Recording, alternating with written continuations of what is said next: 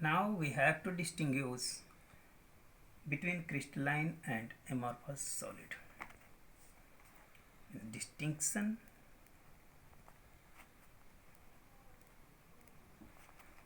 between crystalline and amorphous solid. Distinction between crystalline and amorphous solid. We can write here properties. Here crystalline solid and amorphous solid.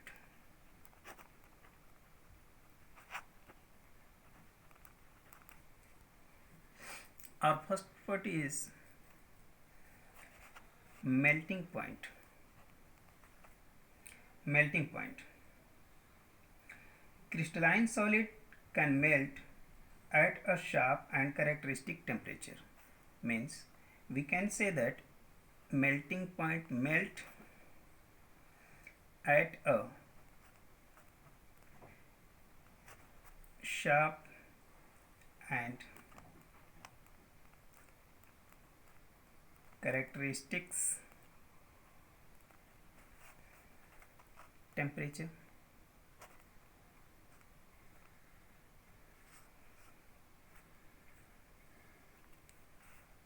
Amorphous solid soften over a range of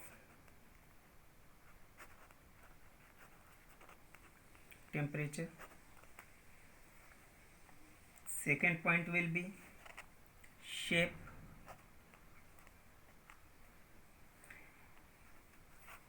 Crystalline solid has definite shape,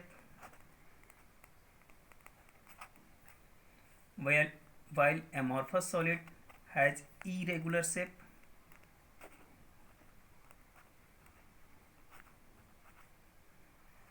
Third point will be heat of fusion. Heat of fusion.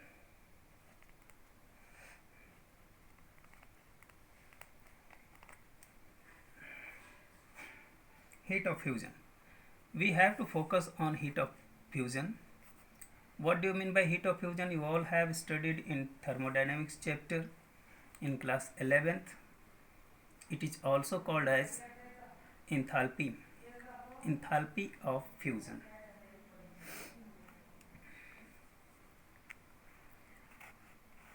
Crystalline solid have a definite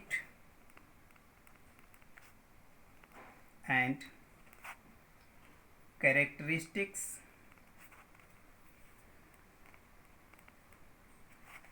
enthalpy of fusion, while amorphous solid do not have such property.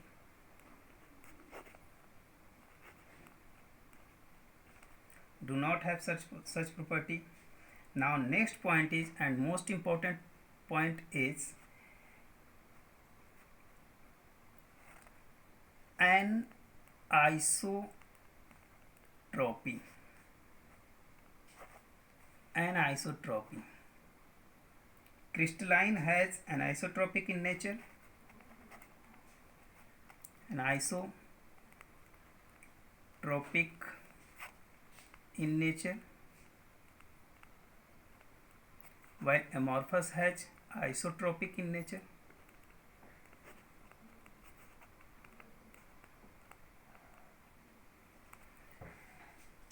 Now here is a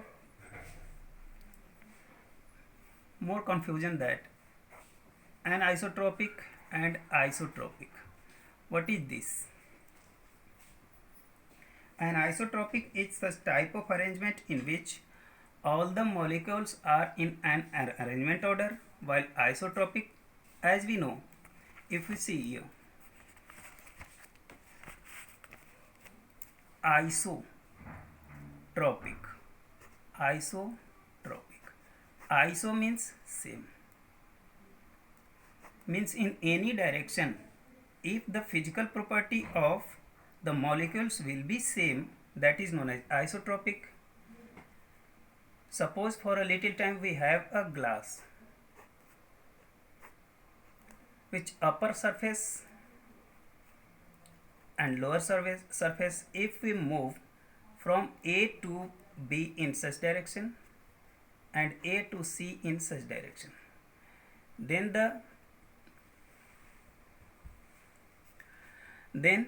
the refractive index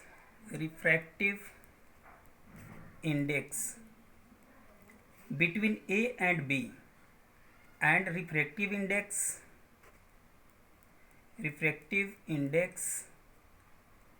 between A and C both will be same, then it will be isotropic in nature. If both will be differ, that is called anisotropic in nature.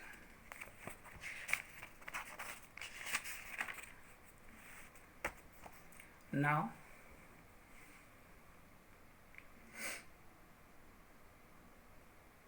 next topic is fifth point.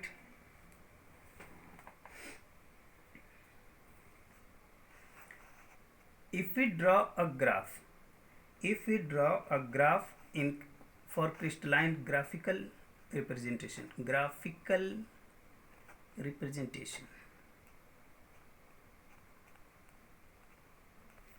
if we plot a graph between temperature and time in crystalline solid, if we raise the temperature, any solid starts to melt, and at a time comes when solid melting point of solid is fixed. Suppose for a little time ferrous has 1327 degrees Celsius melting point.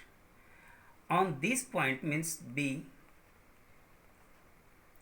it will be equal on C, and from C it will be in gaseous state. D, on this state it will be solid and liquid. Why? Because B से C तक पहुंचने में जब तक ये solid के form में रहेगा और C तक ये जब तक लिक्विड के फॉर्म में पहुंचेगा, तब तक इसका टेम्परेचर फिक्स होगा. Temperature will be fix while all the solid particle convert completely into the liquid. After that, if we raise the temperature, it will be in gaseous state. But in case of amorphous solid,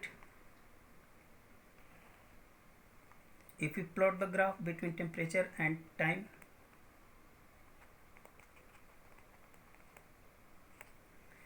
it will be curved as, means it starts from A to B and temperature will be always increased. Such type of graph shown amorphous solid, and this type of graph show crystalline solid.